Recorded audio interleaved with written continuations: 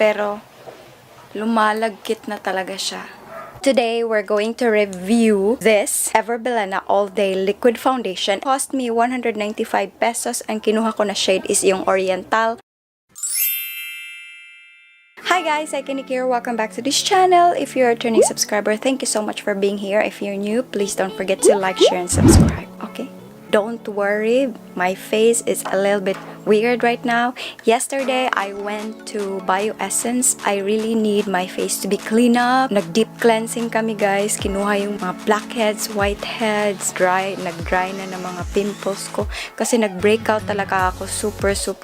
As in 2 days na siya. Parang sunod-sunod ba na while editing, naka-idlip ako ng 2 hours. Tapos paggising ko, dun pa ako nag-wash ng face ko. Kaya nakapag-stay yung lahat ng dirt sa mukha ko while my face is resting. So, advice ko lang sa inyo guys, as much as possible, if super tired kayo, pahinga ng 15 minutes and then wash kayo ng face before kayo gumawa ng, or if you're YouTuber, mag-edit or do something before kayo gumawa nun, clean your face muna, please, para hindi talaga kayo mag-breakout, especially for me na oily skin. Kaya, it's my fault. Kaya, I really need to go there to have deep cleansing, and thank you so much Bio Essence for that.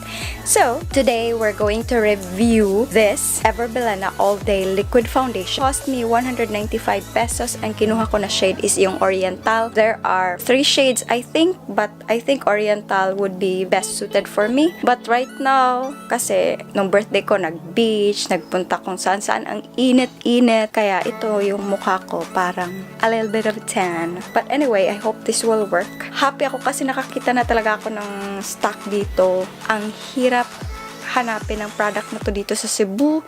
So, hopefully, Everbilena meron na dito. Especially yung Pro Matte na eyeshadow. Hinahanap ko talaga yon, pero wala talaga dito sa Cebu. Maybe online meron, pero dito sa Cebu wala.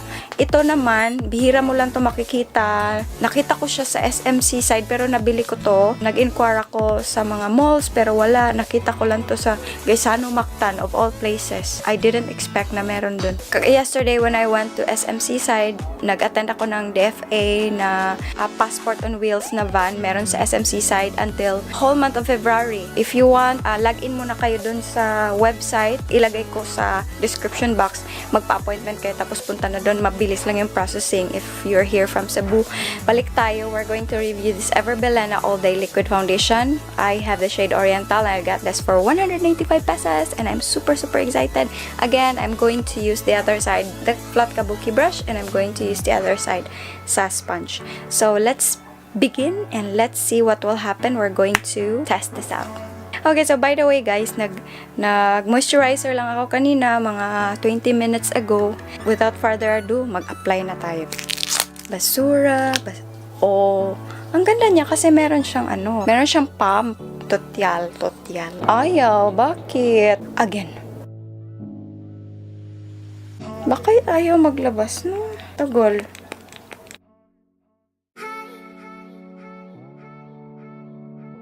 Oh, ito lang muna. Pahirapan, bes. Guys, hindi pala ako nag-primer. Ay, para siyang lighter sa face ko. Dami kong tagyawat ngayon. Diyos ko. Tingnan nyo guys. Tingnan natin kung makakover niya to. Kasi all day foundation. Full coverage ba to nakalagay? Anahin muna natin dito. Pahirapan yung niya guys. Ang tagal ng product. Lumabas. Kaya ito. In fairness, mabango siya. Sige, try natin dito. Hala guys, na-cover niya agad yung pimples ko. Oh my god. May redness ako dito.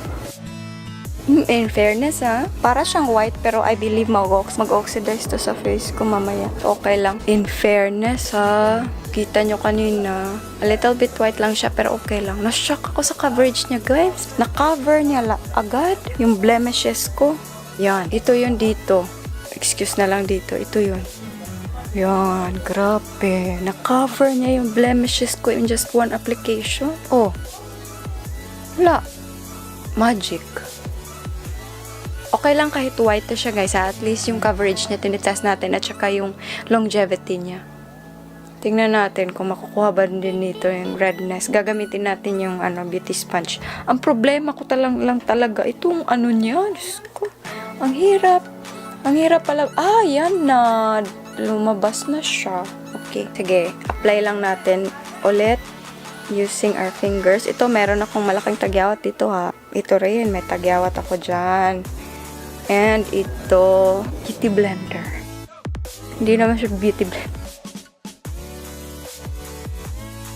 Natural finish talaga yung kabila. Pero in fairness tingnan nyo naman.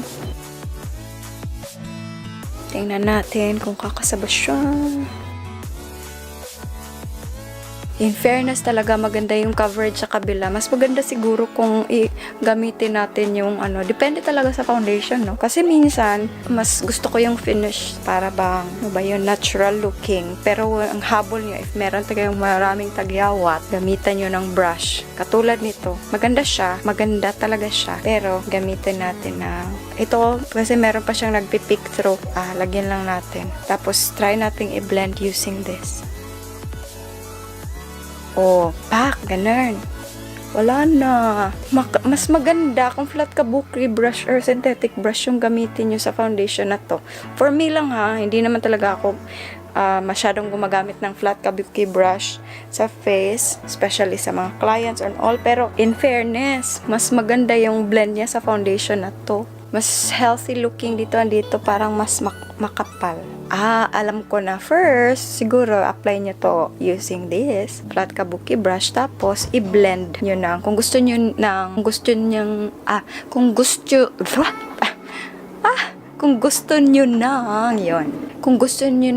younger looking at fresh at parang flawless, i-blend nyo ng ganito. Sige, blend natin sa kabila para hindi siya mukhang plakadong-plakado. Pero in fairness, mas maganda yung flat kabuki brush when it terms sa makukuha niyo yung tamang coverage para sa mga blemishes niya. Yan, ang ganda. Parang healthy sa face ko, tingnan. Lagyan natin ng neck. After ilang nag-oxidize na siya sa face ko. First impression ko, nagandahan ako sa coverage niya using flat kabuki brush. Love is the packaging. Meron talaga siyang pump. But then, ang problema ko lang, ang tagal lumabas ng product sa pump. Pero after nung nag-pump na ako ng maraming beses, lumabas na talaga siya. At first lang siguro yun. Ang bango ng foundation, in fairness. I'm going to wear this out the whole day. Tingnan natin if magtatagal siya sa oily skin ko. So far, ang healthy looking niya. Medium to full coverage. Na-shock lang ako sa coverage niya, in fairness. To be fair, I'm going to set everything out with setting powder and tapusin ko lang yung makeup ko and I'll be back. Hi guys, I'm back and this is my final face. Naglagay ng a little bit of highlighter here and kilay and lipstick. Right now, it's 11:37. Almost noon na siya, guys. So, ito muna yung face ko. Nakikita ko pa talaga merong nagpipick through dito sa yung malaki kong pimple na nag-dried up na. Pero so far, na-cover niya yung dito ko. Nakapag-powder na ako and everything. And 11:37 and I'll be back after 4 hours. Hi guys, I'm back and meron akong ni-review na eyeshadow. So, abangan nyo yung review na to. And, ito muna yung papakita ko sa inyo. If you want a tutorial for this, comment nyo lang below and I'll be happy to make one for you. Okay, excited na ako i-share sa inyong eyeshadow na to. Pero secret muna. Kasi, yung foundation muna, okay? So, it's already 12:22. So, babalik ako siguro mga after 3 hours. So far, matte pa naman siya. Meron ba tong claim ang foundation na to na matte ba siya or hindi? Great skin that looks flawless at every angle with EB All Day Liquid Foundation. This is a buildable formula. Helps even out skin tone, conceals blemishes while providing hydration without the greasy feel. Shake well before using. Hindi ko pala to na-shake, kaya pala hindi siya lumabas agad. Kaya yun. So, I'll be back after 3 hours. Hindi ko naman na-feel na pero lumalagkit na talaga siya. Lumalagkit na talaga yung mukha ko. As you can see, super oily na siya. It's already 4 p.m. Hindi na mapipigilan kasi super oily na talaga ng face ko. Usually, I don't do blotting. Pero, wala. Nag-give up na yung foundation sa face ko. Sa oily face ko. Super ganda niya talaga at first. As in, super fresh, matte. Ang ganda niya. Pero, mga after Mga 3 hours ata yun. Nafe-feel ko na malagkit na siya sa mukha ko. Blot tayo. Oh, nawala na yung shine. Shine sa face. Fresh na ulit. Lipstick to, guys. Ito yung foundation na transfer. Tingnan natin if meron pa ba. Dito, wala nang foundation dito sa ano ko. Ito meron pa konti. So, 4 hours. Talagang super oily na siya. Guys, magpapaalam lang ako. Meron ko siya akong ginawa na review ito. Pwede kunin ko na lang to. At least, kinuha ko siya in front of you para naman safe. Baka sabihin nyo na, uy, iba na yung ano kasi wala na yung eye makeup. Kunin ko lang siya. Hindi ko naman kukunin yung foundation ko. Dito lang, highlighter ko lang siya kasi pupunta ako ng Save More and merong babayaran na bill. Gusto ko siyang mag-last pero hindi na siya maglalast sa akin.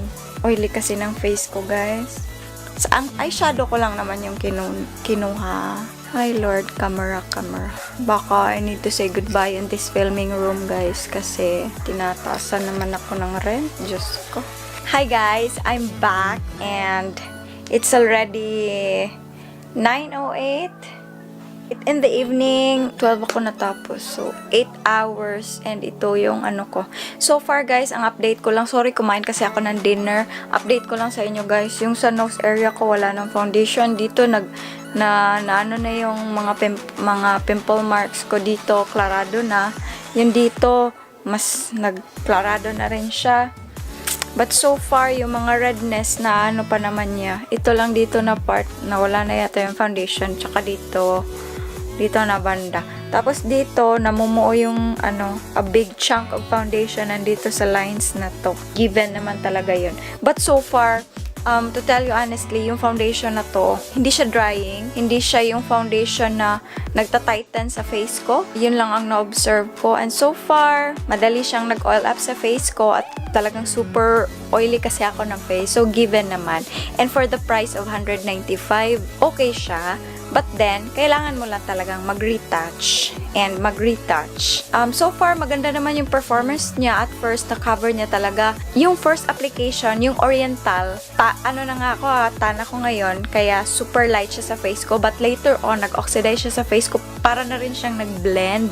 Maganda, para na rin siyang skin ko. And usually, I prefer using the blending sponge on my face. But today, with this foundation, I think it would be better to have better coverage if marami kayong pimple marks at redness. It would be better if you're going to use the flat kabuki brush or synthetic brush for your face.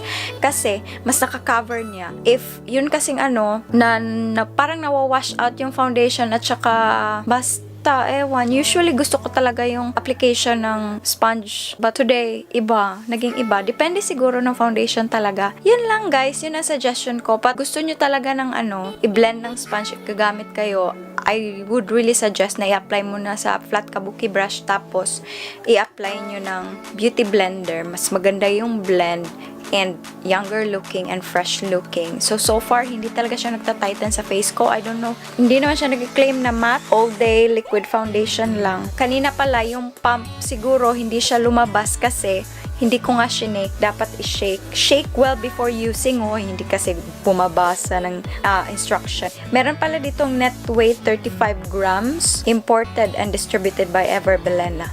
60% na gusto ko siya. Winner pa rin siya. Pero, sa mga nagtitipid, it would be the best option for you. Especially yung mga dry to normal skin.